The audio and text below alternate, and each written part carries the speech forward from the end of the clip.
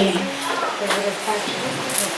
According to the Word of God, dito sa 2 Corinthians chapter 9, verse 6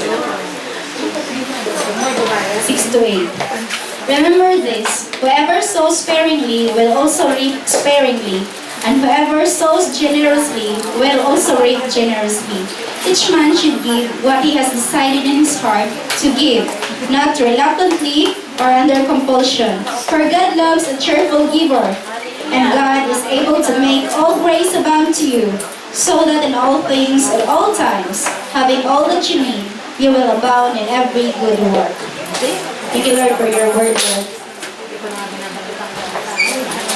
Sino po ang farmer dito sa Pilipinas? Amen! Amen! Di ba pag yung farmer, yung magtanim siya ng isang sakong palay, napakarami po yung aanihin. Amen! Ganun po tayo sa Panginoon. Magtanim tayo, ang sahod natin, bawasan lang natin ang 10% at ibibigay natin sa Panginoon. Ang ibabalik ng Panginoon ay sobra-sobra pa sa ating mga pangailangan. Dahil ang Panginoon ay may kakayahan na ibigay ang lahat ng mga bagay sa atin para maging blessing tayo sa ibang mga tao. Ako po, nagpapasalamat po ako sa Panginoon kasi this month, despite na wala po akong trabaho, kasi mag-start pa lang po ako sa September, kasi umalis ako sa dati kong trabaho. But God never forsake us. Never forsake me, nor my family. Yung pagbibigay ko po sa Panginoon, simula po nang nakilala ko ang Panginoon, yung heart ko po ay talagang binibigay ko kung ano yung para sa Kanya. Yes, I went through struggles.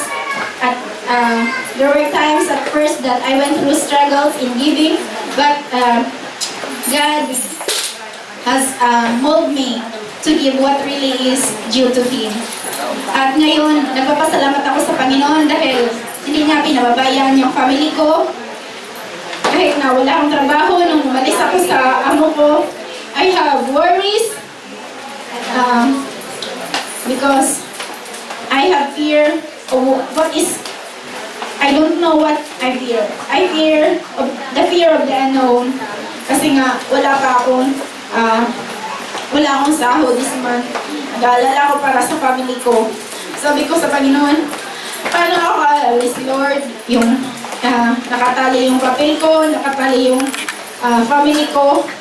Pero ang Panginoon, hindi niya na manaig yung fear sa puso ko. Binibigyan niya ako ng mga salita na magbibigay sa akin ng courage, na mag-aalis ng fear sa puso ko.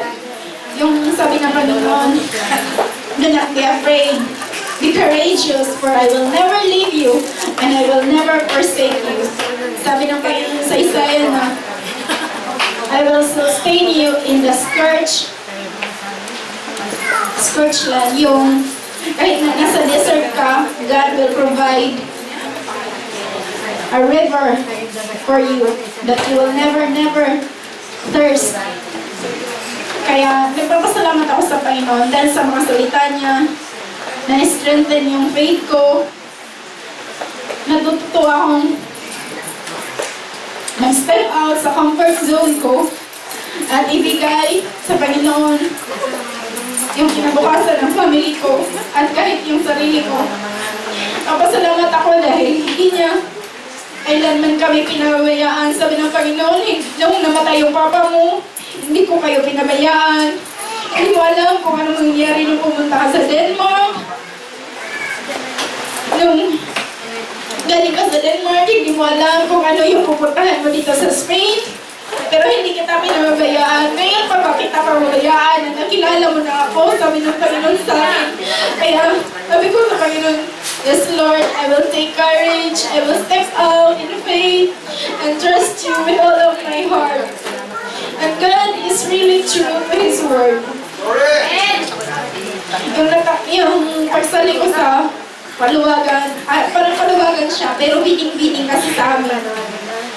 last month, sinasabi ko sa mga kapatid ko at saka sa mama ko na kunin na nila yung kasi dalawang pangalan, kunin nila yung isa para hindi ako mag-alala sa mga pangailangan nila.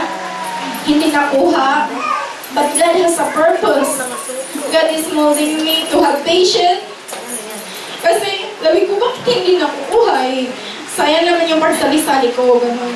Tapos, sabi ko sa Panginoon, hindi ko naintindihan, Lord. Sabi ng Panginoon sa akin, alam mo yung farmer, yung pagtatanim niya, it takes very long bago niya maani. Sabi ng Panginoon sa akin, be patient for 1 month.